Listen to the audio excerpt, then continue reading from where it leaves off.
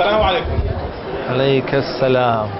وەکو ئەوەی کە بیستوتانە ئەگەر دانەوێت سەرکردە بن ئەبێ شوێنکەوتوی سەرکردەکان بن. واتە ئەگەر دەوێت لیدەر بیت ئەبێ فەڵەوەری لیدەرەکان بیت. لە یەکێک لە کتێبەکانی سەد کەسایەتیەکەی بەناوبانگی جیهان یەک کەس کە هاتووە ناوی پێغەمبەر صلی الله علیه و سلم کە یەکەم کەسە لە کتێبەکان ناوی هاتووەکو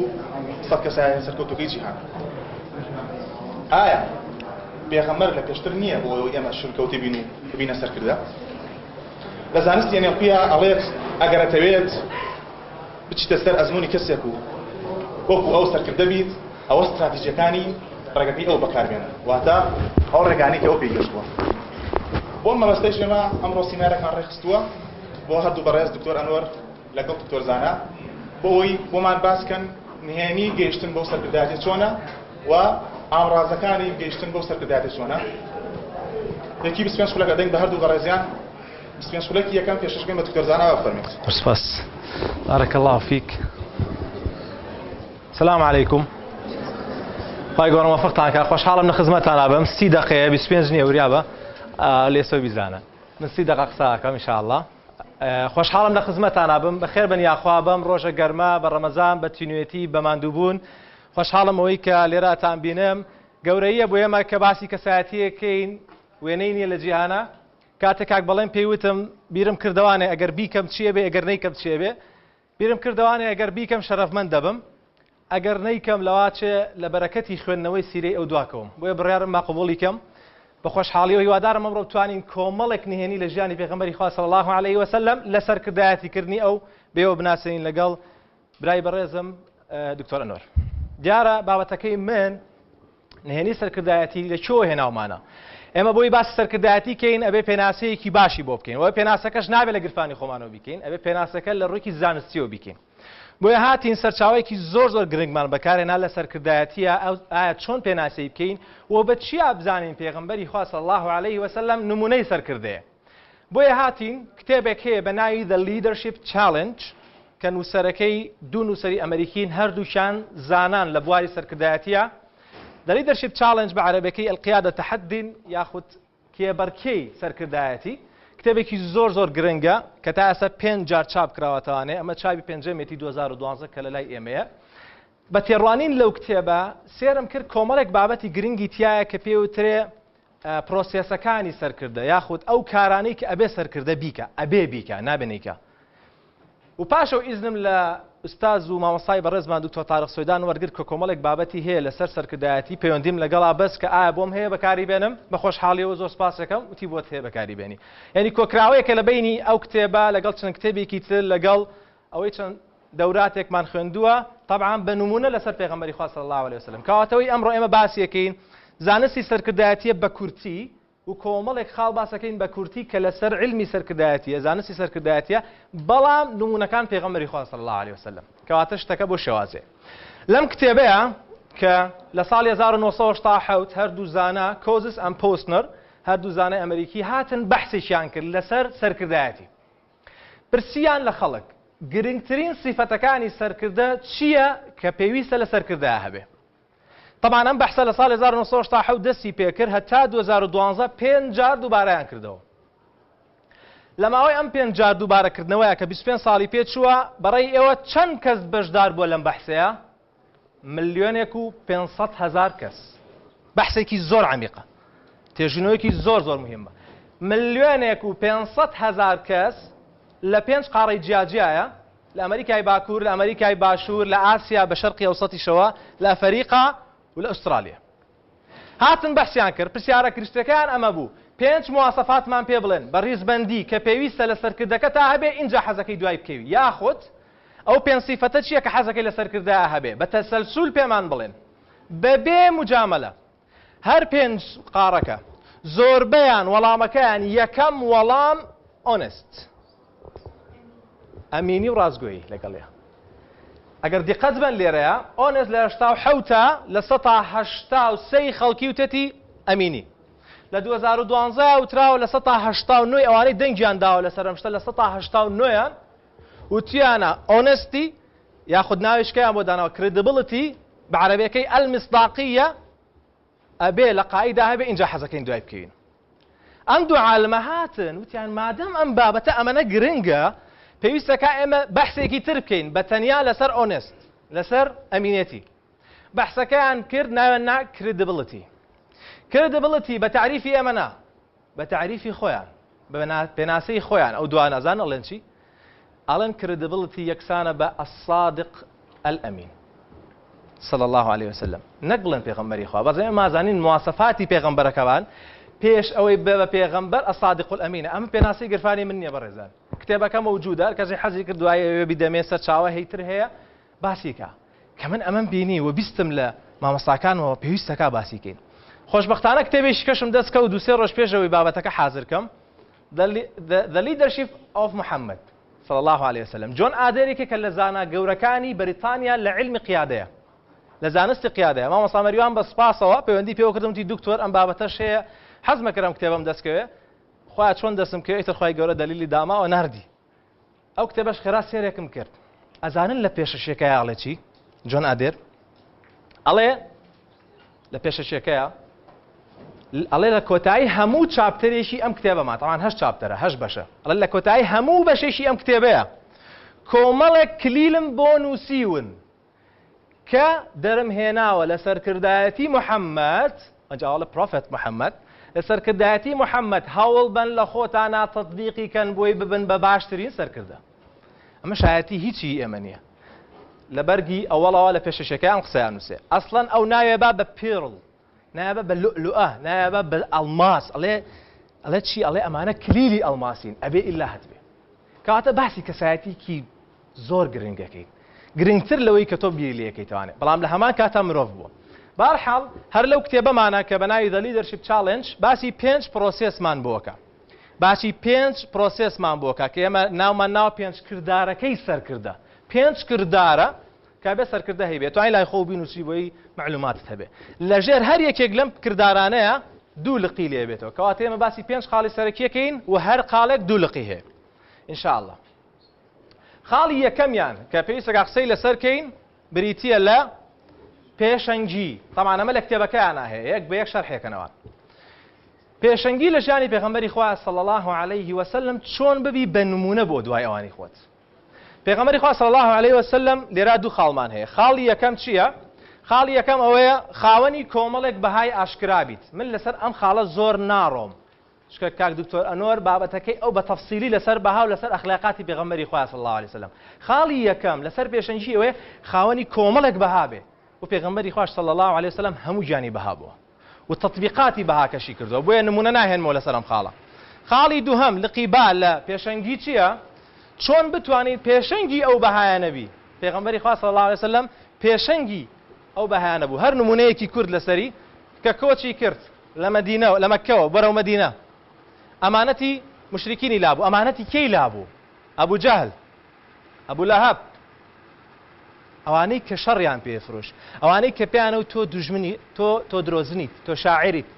تۆ ساحرت تۆ جنۆکەت تایە ئەوانەی کە درۆیان مەدەمەوە هەڵەبەست ئەمانەتی ئەوانەی لابوو ئیمامی عەلی دانا لە شوێنی خۆی تی عەلی ئێمە چین بۆ کۆچ چین بۆ مەدینە نایەیت هەتاوەکو هەمووی نەجێریتەوە بۆ مشریکین نمونەی پێشەنگایەتیە ئەمڕۆ ئێمە پێویستمان بە نمونەی پێشەنگایەتی پێغەمبەری خوا صلی الله عليه وسلم من لەسەر ئەم خاڵەوە کوتم زۆر نادوێم بەجێڵم بۆ کاک دکتۆر بەڵام خاڵەکانی تر تۆزە قسەی لەسەرەکەم خاڵی دووهەم لەو پێنج کردارەی کە قاعیدە بێ هەیبێ یەکەم وتمان پێشەنگیە دووەم ڕوانینی هاوبەشە سەرکردە ئەبێ ڕوانینێکی هاوبەشی هەبێ ئەبێ دووربین بێ ئەبێ دوور ببینێ ئەبێ بزانێ لە داهاتوە چی ڕووەدا ئەبێ سەرکردەیەک بێ بزانێ 5 ساڵی تر بەرەو شۆچێ منەظەمەکەی شوێنەکەی موەسسەکەی دەوڵەتەکەی کۆمپانیاکەی 25 ساڵی تر بەرەو کوێچێ بزانین پێغەمبەری خوا صلی الله عليه وسلم توانیوێت ئێمە بکە یەکەم خاڵ لە وێناکردنی هاوبەش وێناکردنی ڕوانینەکەی یعنی کردوێتی بە شتێکی بەرجەستە بۆ ئەسحاب نمونەیەک بێنی نێوانێ لە سەرۆی پێغەمبەری خوا صلی الله علیه وسلم چۆن توانیوێتی بەرجەستەی کە ئەو ڕوانینە. حاتەمی عودەی کوڕی حاتەمی تائی ڕۆژیان لە تەنیشت پێغەمبەری خوا صلی الله علیه وسلم دانیشت. پێغەمبەری خوا پێ فەرمێ عودەی ئەزانی فڵان شوێن لەکوێیە باسی حێرەیەوە بزانم. ئەفەرمێ ئەزانی لەکوێیە ناوی و بیستووە ئەڵێ وەڵای پێغەمبەری خوا ناویم بیستوو بەس نازانم حێرە لەکوێیە. ئەویش ئەڵێ دەی دڵنیا بە بەرجەستەکردنی ڕوانین بۆیە کا بەڕەسم ئەڵێ دڵنیا بە ڕۆژێک دێت ئافرەتێک یاخود ئافرەتان بەتەنیا لەوێەوە دێن بۆ کەعبە تەوافەکەن کەسیان لەگەڵان نییە بە تەنیا ژەگەڕێنەوانە هیچیان لێ نایەت. ئەمە کەی باسیەکە مفەسر ئەوانەی کە تاریخە گێرنەوە فەرمون شەڕی بەدر ڕوویدا بۆ هەندێک گەڵێن دوای شەڕی بەدر ئەمە باسەکە یعنی ئێشتا باسی ئەوە لە کاتێکا پێغەمبەری خوا باسی ئەماکە ئێشتا موسڵمانان نازانن سەرەکەون یا سەر ناکەون ئێشتا قوڕیش ماوە ئێشتا مشتریکین ماوە بەڵام پێغەمبەری خوا چیەکە صلی الله علیه وسلم ڕوانین بەرجەستاکە یعنی ئەڵێت نەک ئێمە سەرەکەین بەڵکو وای لێدێ ئافرەت بەتەنیا بتوانێت سەفەرکە یعنی ئەوەنە ئەمن و ئەمان بڵاوە بێتەوە یعنی ئەمەندە موسڵمانان دەسەڵاتیانە بێ یعنی ئەوەندە ئیسلام بڵاوە بێتەوە. نمونەیەکی تر لە ڕۆژی خەندەقا پێغەمبەری خوا صلی الله علیه وسلم هەمومان نەزانین دەنگ مەگاتە دواوە باش بەخوا لەوە زیاتر زەخت کەم ئێتر ئەمرم ئەو لە لەشمان نافێن. ڕۆژی خەندەق بوو پێغەمبەری خوا صلی الله علیه وسلم هەمومان نەزانین کە خەندەقەکەیان هەڵەکەن بەردێکی گەورە هاتە بەردەمیان. پێغەمبەری خوا صلی الله علیه وسلم چۆ ناو خەندەقەک ئەوەی کە لێی بوو پاچە هەر شتێکە دەستی یایە دانەی کێشاوە بەردەکەیە شەقێکی تێبوو پریشکێکی لێبەوە وتی الله ئەکبەر. دانەی دووەمی پیاکێشا شەقی دووەمی تێبوو بەردەکە شکاوتی الله ئەکبەر ئەسحابەتیان الله ئەکبەر الله ئەکبەر چییە پێغەمبەری خوا صلی الله علیه وسلم فەرمی الله ئەکبەر یەکەم بۆ ئەوەیە کە پێتان بڵێم ئێوە ئەتوانن کیسرا بڕوخێنن ئەگەنە کیسرا ئەیڕوخێن نەیشکێنن. الله ئەکبەری دووەمیش بۆ ئەوەیە کە پێتان بڵێم ئێوە ئەگەنە ڕوم و ڕومیش ئەشکێنن. ئەمە لە چ کاتێکا قائید بەرجەستە ئەکا لە کاتێکا موسڵمانان خۆیانە گێڕنەوەڵن کە شەومان لێ هاو نەمانەوێرا لە لای شوێنەکەی خۆمانە بچین دەست بە ئاو گەین و بینەوە یعنی ئەوەنە حاڵەتەکە ترسناک بوو. بەڵام قائیدی باش قائیدی گەورە قائیدی مەزن نەک ئەوە بەرجەستەشیان بووە کاڵێ ڕۆژێک دێت ئەگەنە ئەوێ و ئەگەنە ئەوێ. خاڵیدی کوڕی وەلید ڕەزا ڕەحمەتی خوای لێبێ کە ئەچێ بۆ فەتحی شام بۆی ڕۆمەکان بڕوخێنێ ئەگاتە بەردەم سوورەکان بەردەم ئەوەی کە با بڵێن قەڵای ڕۆمانیەکان لەویا بیری ئەو قسەی پێغەمبەری خۆیان کردە صلی الله علیه وسلم کە کاتێ لە مەککە بوو وعدی ئەدا بە موسڵمانان و بە مشریکین ئەیوو دڵنیا بن ڕۆژێک دێ ئێمە ئەچین ڕۆمەکان ئەشکێنین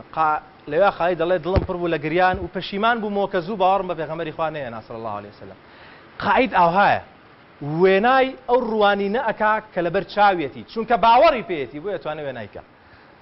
خاڵی دووهەم لە ڕوانینی هاوبەش پێغەمبەری خوا صلی الله علیه وسلم مشاوەرەی کردووە لەگەڵ ئەسحابەکانیە هاتووە شتەکانی داناوە زۆربەی بڕیارەکان خۆی نەیاوە. نمونە لە سڵحی حودەیبیە پێغەمبەری خوا صلی الله علیه وسلم هەمومان نەزانین قرار وا بوو ئەو ساڵە موسڵمانان بگەڕێنەوانێ عەمرە نەکەن ساڵی داهاتوو بێنەوە و پێغەمبەری خوا صلی الله علیه وسلم لەبەرەوەی نێتی عەمرەیان هێناوو بە موسڵمانان ئەفەرمێ هەرێکێک لێیەوە ئەبێ ئاژەڵێک سەر ببڕێ فیدیە و سەریشتان چاکەن کەس بەگوێی ناکە لە ڕق و تووڕەییە بەگوێی ناکەن نەک لەوەی لە عیسیان و لە سەرپێچیە هەمووی تووڕەیە جارە ئیمامی عومەر زۆر تووڕەیە هەمووی تووڕەیە ئەڵێ باشە بۆ بیکەین بۆ نەیاڵم چین بۆ کەعبە. پێغەمبەری خوا صلی الله علیه وسلم دیقەت بە سەری وێناکردن و بەیەکەوە چۆن وێنای ڕوانینەکانیەکە ئەچێتەوە ناو خەیمەکەی خۆی سەلەمەی لەگەڵای ڕەزا ڕەحمەتی خوای لێبێ بە سەلەمە فەرمێ حاڵێکی ئاوهایە سەلەمەش فەرمێ پێغەمبەری خوا چۆرە دەرەوە ئاژەڵێک سەر ببڕە و قژیشت چاک لێرە ناڵێ آخر من بۆ بەگوێی تۆ بکەم تۆ چیت تۆ کێیت قائیدە بەمانای کەلیمە قائیدە بۆ مانایی کە ئەبێ خەڵک چاوی لێ بکە یێتە دەرەوە بەگوێیەکە و قژیشی چاکە و ئاژەڵەکەش سەرەبڕێ ئەها ڕوانینێکی هاوبەش دروستەکە لەگەڵ ئەسحابەکانیە با ئەو کەسە هەر کەسێکە خێزانێتی خێزانی نییە پیاوە ئافرەتە گەورەیە مناڵە مشکلە نییە. ڕوانینێکی تر پێغەمبەری خوا صلی الله علیه وسلم لە شەڕی بەدرە یەکەم جار کە ئەچێ لە لای بیرەکانەوە ئەوەستێ و خەیمە ئەخا ئەوێ خەیمە بخا شوێنەکە کۆمەڵێک بیر لەبەردەم موسڵمانەکانایە ینی بیری ئاون حبابی کوڕی منزیریە بۆ لای ڕەزا ڕەحمەتی خوای لێبێ فەرمێ پێغەمبەری خوا ئەمە شوێنێک کە خوا ئەمری پێ کردووە لێی دانیشین اینجا ئەگەر وابێ ناتوانین مناقەشە بکەین یاخود ئەمە ڕەئی خۆتە و حربە وەلێزانینە ئەڵێ وەڵا ئەمە ڕەئی خۆمە و حربە وەلێزانینە دێ فەرمووی پێغەمبەری خوا صلی الله علیه وسلم دروستکردنی ڕوانین لەگەڵ هاوڵەکانیە فەرمووی پێغەمبەری خوا ئێرە باش نییە با بچینە پێشتر هەموو بیرەکان بخێنە پشتی خۆمان تەنها یەک بیر بێڵینەوە لە بەردەممانە و حەوزێک دروست دەکەین بە چوار دەوریا ئاوی تێ ئەەکەین ئێمە تێر ئاوە خۆینەوانێ مشریکین ئاویان نییە شەڕی نەفسیەکەین ئاگاداری ئەمە پێوترێ وێناکردنیشی ڕوانینی هاوبەش لە بینی خۆت و ئەوانی لەگەڵتان قاعدەوە نییە خۆی ئەمریکا قاعدەوە نییە هەر بڵێ من ڕاستم قاعد ئەوەیە بەیەکەوە بڕیار بدەن لەسەر شتەکان هەر کاتێک ئاگادار بن هەر کاتێ سەرکردە توانی ڕوانینێکی هاوبەش دروستکە لەگەڵ ئەوانەی کە شوێنی کەوتون ئەوە دڵنیا بن هەمان بە دڵ و بەگیان ئەیانەوێت جێبەجێکەن ئەوە بۆیە ئەسحابی پێغەمبەر صلی الله علیه وسلم بە دڵ و بەگیان ئەیانویست ئەو پەیامە جێبەجێکن ئەو پەیامەش بگێنن بۆ ئەبرۆی هەمان بە خۆیانیان نەزانی ئەمەش گرنگی قاعدەکەیە گرنگی سەرکردەکەیە کەواکە ئەو خەڵکەوا لێ بکە شتەکە بە خۆی بزانم کەواتە خاڵی دووهەم لەو کردارانەی سەرکردەی بێ ئەوەیە کە ڕوانینمان هەبێ خاڵی سێەم کە بێ هەمان بێ کێبەرکەی ئەو ڕێگایە بکە وەکو لە ئەوان باسیەکەن لە challenge the process کێبەرکەی ئەو ڕێگایە بکە کە پیاە ڕێی لە کێبەرکەیە دوو خاڵمان هەیە خاڵی یەکەمیان بگەڕێ بە دوای بەدیلە پێغەمبەری خوا صلی الله عليه وسلم هەمیشە بە دوای هەلی تازەیە گەڕاوە یەکێک لە مواصفاتی قاعدەوەیە کاتێک کە تووشی نشوستیە بێ یاخود کاتێک کە ئەزانێ وەزعی لە خەتەرایە بگەڕێ بە دوای بەدیلی ترە بە دوای فرسەتی ترە خەڵکی تر لە خۆی کۆکاتەوە بۆی نەجاتی بێ لەو ناڕەحەتیە پێغەمبەری خوا صلی الله عليه وسلم چیەکە زانی چۆن بە دوای بەدیلا گەڕاوە چۆن فرسەتی دروست کردووە چونکە هەندێک خەڵک پێیان وایە فرسەت ئیلا بێت وان نییە فرسەت دروست ئەکرێ زۆربەی کاتەکان سەری کە پێغەمبەری خوا چیەکە ئەسڵەن چوونی بۆ تائیف چی بوو چوونی بۆ تائیف صلی الله عليه وسلم گەڕامت بۆ دوای هەلێکی تازەیە بۆ ئەوەی پەیامەکەی بگێنێ بۆی لەوێ پەیامەکەی پەخش کاتەوە مادەم ناڵن لە مەککە پەخش بێتەوە بە دوای بەدیلا گەڕا بە دوای هەلێکی گەڕا بۆیە چوو بۆ تائیف نمونەیەکی تر مەسەلەن لە عەقەبەی یەکەمە هەمومان دەزانین پێغەمبەری خوا صلی الله عليه وسلم کۆمەڵێک لە جەماعەتی یەثریب کە دوایە بە مەدینە دێن پێغەمبەری خوا صلی الله عليه وسلم پەیامەکەیان پێگەێنێ بە دوای فرسەت ئاگەر لەگەڵ دوو کەسی دەست کەوتووە شۆ پەیامەکەی پێوتووە قائد ئەوهایە ئەو شتەی کە هەیەی خوا یەکێکێتی بەس تۆزێک یاوکاری بکە یەکسەر بۆی شەرحەکە یەکسەرە چێ پەیامەکەیان بۆ شەرحەکە پەیمانی پێدەن کە ساڵی داهاتوش بگەڕێنەوە ساڵی داهاتوو 75 کەس دەگەڕێنەوانێ دوانیان ئافرەتە بن ئەوانیش بێعەد بە پێغەمبەری خوایان صلی الله عليه وسلم ئەمە زیرەکی پێغەمبەری خوا صلی الله عليه وسلم کە هەمیشە لە دوای بەدیلا بوو و دڵنیا بن ناردنی ئەسحابەکانیشی بۆ حەبەشە هەردوو جارەکە آخر دوو جار پێغەمبەری خوا صلی الله عليه وسلم ئەسحابە نێرە بۆ حەبەشە هەردوو جارەکە بەتەنیا بۆ ئەوە نەبوو کە نەجاتی بێ لە مشریکین نە بە دوای فرسەتی تریش ئاگەڕاوە چن بۆ لای فڵان کەس پاشایەکی دەستپاکە پاشایەکی دڵسۆزە پاشایەکە عەدالەت بەرپاکە بە دوای بەدیلە ئاگەڕێ بە دوای هەلی تازە ئاگەڕێ خاڵێکی تر لەوەی کە کێبەرکەی ڕێگاکەت بکەی وەکو سەرکردە ئەوەیە مغامرە بکەی خۆشت تووشی مەترسی بکەی گوێی نەدەیتێ زانی پێغەمبەری خوا صلی الله عليه وسلم وای کردووە بەڵێ ڕۆژی حونەین جەنگی حونەین مسلمانان ئەڵێن ئێمە زۆرین ئەمڕۆ نادۆڕین ئیذ ئەعجەبەتکم کەثرەتکم خوای گەورە فەرمێ بە زۆری خۆتان واتان زانیی بنەوانێ طبعا ئەسحاب تێگەشکن لە بیدایەتی شەڕەکەیە هەمووی ڕاکە مێژونووسان ئەڵێن تەقریبان 100 کەس دەمێنێتەوە یەکەم کەس لەو 100 کەسە پێغەمبەری خوا صلی الله عليه وسلم یەکەم کەس پێغەمبەری خوا چاونەترس بووە لە هەمان کاتە هاواری ژەگا بۆ ناوەسێکەوە هاوارەکە ئەڵێ ئەنە النەبی لا کەذب ئەنە ئیبن عەبد المطەلیب هاوارەکە من محەممەدم من پێغەمبەرم درۆیتیانە من کوڕی عەبدولمطەلیبم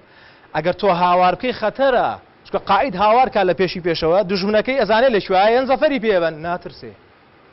ناترسێ مواصفاتی چیتیایە بەرپاکردنی مەترسی بۆ ئەوەی سەرکەوێ ئەو هاوار و بانکردنی پێغەمبەری خواوەکە ئەسحاب هەمیان بگەڕێنەوە بۆیە ئەسحاب کە وەسی پێغەمبەرەکەن صلی الله عليه وسلم ئەفەرمون کاتێ بترسای نایە لە شوێنێکە پشمان بۆ بەست لە دوای ئەوە وەستاین نە جوڵا پێغەمبەری خوا کە یەک جوار شوایەتە پێشەوە گەڕانەوەی نەبوو نمونەیەکی تر لەسەر مغامەرە و مەترسی پێغەمبەری خوا بەیعی ڕضوان و مانەزانی کە ئەسحاب ئەیانێ بچنە کەعبە و ناڵنە بچنە کەعبە و بۆ عەمرە ئەیانێ بچن پێغەمبەری خوا چەند کەسێک گەنێرێ بۆ مەککە یەکێک لەوانە ئاخر جار عوسمانی کوڕ عەفانە نێرێ ڕەزا و ڕەحمەتی خوای لێبێ کە عوسمانە نێرێ دەنگ و باسی ئەوە ئەگەڕێتەوانێت کە عوسمان کوژراوە پێغەمبەری خوا صلی الله علیه و سلم هەموو ئەصحاب کۆ کاتەوە ئەفەرموون نزیکەی 1400 کەسن و ئەوانە بە چیەوە چوون بە چەکی زۆر بەهێزەوە نەچوون بە شمشێرێکەوە چوون چکە نەچوون بۆ شەڕ چوون بۆچی چوون بۆ عەمرە نەچوون بۆ شەڕ شمشێرێک خەنجەرێکیان پێ بۆی لە ڕێگا ئەگە تووشی شتێ بوون خۆیان نەجاتدەن پێغەمبەری خوا هەرەمیان کۆ کاتەوە ئەها مەترسیە ئەمە حاڵەتی مەترسیە قائید دەبێت لە کاتی مەترسیا بڕیار بە ئەبێ بزانێت چی ئەکا هەمیان کۆ کاتەوە ئەڵێ چینە ناو مەککەوە و شەڕ ئەکەین لەبەرەوەی چونکە تۆ کە یەکێکت نار بۆ لای شوێنێک سیاسیە وایە لە ڕووی حەربیشەوە وایە کاکتۆر سیاسیە زیاتر لێ مەشارەزایە کە یەکێکت نار پەیامنێرێکی خۆتت نار بۆ شوێنێک کوژرا مانای شەڕە مەجاڵی تیانی هەمیان کۆ کاتەوانێت بەیعەتی هەمیان وەرەگرێ هەر هەمیان عوسمانی کوڕی عەفانیش لێ ناوێ پێغەمبەری خوا صلی الله علیه و سلم دەستی چەپی مبارەکی داهانەیە ئەڵێ ئەمەش لەبری عوسمان ئەمە کێبەرکێکردنی تەحەدایە ئەو تەحەدایە کە تۆ هاتوتە پێشت نابێ بڵێ وەڵا داوای لێبردنەکەی ناتوانانی هیچ بکەین قاید ئەوەیە بەرپای بێتەوە بۆستێ بەرامبەری بڕوا نەوەستێ نەترسێ نەگەڕێتە دواوە کەواتە ئەمە سێم مواسەفات لە مواسەفاتەکە چوارەم مواسەفات قائد نابێ هەر خۆی قائد بێ و ئالیتر هەر دوای کەون و هیچ نەزانن ئەبێ ئەوانی تریش فێرکە بۆیە چوارەمش دەڵێ enhance others ئەوانی تریش فێرکە هانیان بە فێر بن بیان کە بە قائد ئەوانی تریش ڕام بێنە کە بن بەسەرکردە بزانین پێغەمبەری خوا صلی الله علیه وسلم چۆن ئەوانی تری کردو بەسەرکردە تاوان بە دوو خاڵ خاڵی یەکەم پێش هەموو شتە فێری ئەوەی کردوون هاوکاری یەکتر بن متعاون بن لە ناو یەکە لە چه مێژوویەکە هەیە دوو شاری جیاواز لە کۆمەڵی قەبیلەی جیاواز دروست بوو بێتن باشە تازە لە جاهیلیەوە هاتبێتن بۆ ئیسلام بێنی ئەم شارە لە مەککەوە مهاجرین بەری بۆ ناو ئەنسار ببن بە خوشک و برای یەک لە چه مێژوویەکە هەیە گەرمە تەعاونی پێغەمبەری خوا نەبێ صلی الله علیه و سلم کە فێری کردووە تەنانەت دوای لە یەکێک لە ئەصحاب یەد بۆ لای عەبدوڕەحمانی کوڕی عەوف فەرمێ ئەوە ماڵەکەمە نیوەی بۆ تۆ دوو خێزانیشم هەیە دانەیشان بۆ تۆ کامیان توێ ئەیژەڵێ خوای گەورە بەرەکەت خاتە خاو و خێزان و ماڵیشتەوە بەس پێم بڵێ بازار لەکوێیە خۆمە چەمیش و خۆم دەبڕەکە قەزدەکە لەوایە ئەمە چ سەرکردەیە کە ئەتوانێ ئەم هەموو دڵە لە یەکتری نزیک کاتەوە تەعاونە وتعاونوا على البر والتقوى پێغەمبەری خوا چونکە بە کردار سەلمان دێتی بۆیان زۆر ئاسان هەمیان دوایەکەون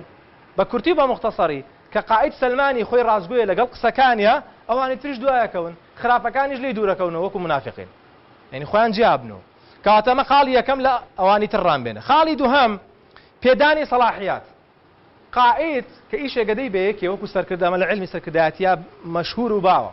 کە یەکێک لە ژوێنی خۆت دائەنەی یا سەلاحیەتی شێدەی تێڵی بڕۆ مەسەلەن ئەو شتەمان بۆ بکە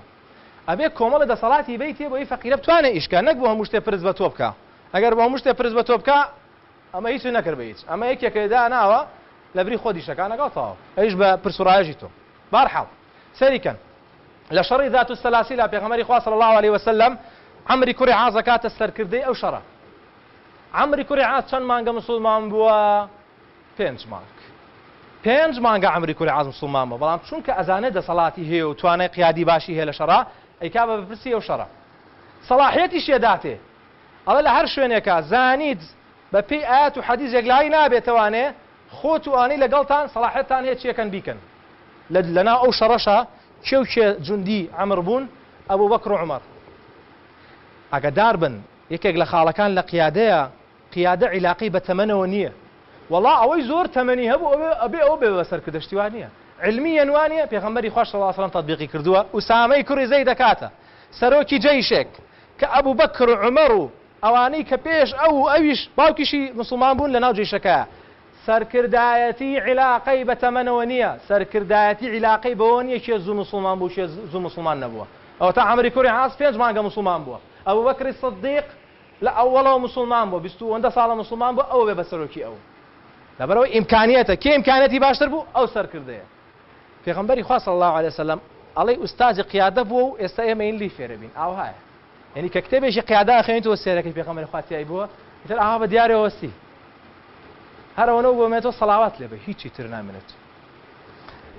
خێرا بچمە سەر خاڵی پێنجەم و کۆتایی هاندانی دڵەکان encourage the heart هانی دڵەکان بە قائد ئەبێ هاندانی هەبێ ئەوە بوو بە پێشەنگ قائد وێنای مشتەرەکی دروست کرد لە بینی خۆی و ئانەی شوێن کەوتەین باشە ڕێگاکەشی بۆ بڕین و فێری کردن کۆمەڵێک کەسیشی کرد بەسەرکردە ئینجا بێ هانیان بات زانی پێغەمبەری خوا صلی الله علیه و سەلەم چۆن هانی داوە بە دوو خاڵ خاڵی یەکەم سپاسگوزار بە سپاسی ئەو کەسانە بکە کە هاوکارتن لە ئیشێکە لە منەظەمەیەکای لە ڕێکخراوێکای لە کۆمپانیایەکای لە شەریکەیەکای لە شوێنێکای مەجموعەی خەڵکە لەگەڵایە دەستخۆشیان لێ بکە زوو سپاسیان بکە زوو زانی پێغەمبەری خوا کردوێتی هەر بە لەقەب جارێ پێغەمبەری خوا تەعاان معنەوی و مادیش یارمەتی ئەسحابی داوە چۆن بە معنەوی ئەبوو بەکر ئەسدیق عومەر تۆ فاروق يعني لبيني فرق كيت بيني كفر وإسلامه عثمان تو ملائكة شرم ليك همي لقب همي لقب يا أتي زيد تو نسري وحيد أسد الله حمزة تو أسدي خواي شيري خواي خالد أنت سيف الله المسلول همي لقبه قاعدة باللقب ببخشيتوا سباسي وانا بكاك لقال يعني لخواني نزيكاتو أي زين للرمات ديو طبعا هو أزانا لا مشركة كمسلمان بردوانەتەوە غەنیمە دروست بووە ئەو غەنیمەی دابەش کراوە بەپێی قاعیدەی خۆیان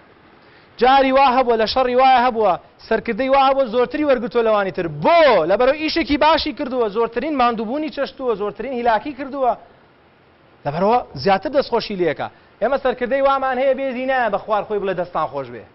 ئەوسکەی سەرکردەیە ئەوە سەرکردە ئەبێ ئەوە بێ بۆی خەڵکەکە لە دەوری کۆبێتەوە زوو سپاسیان کات دەست خۆش ئافرین بارەکەڵڵا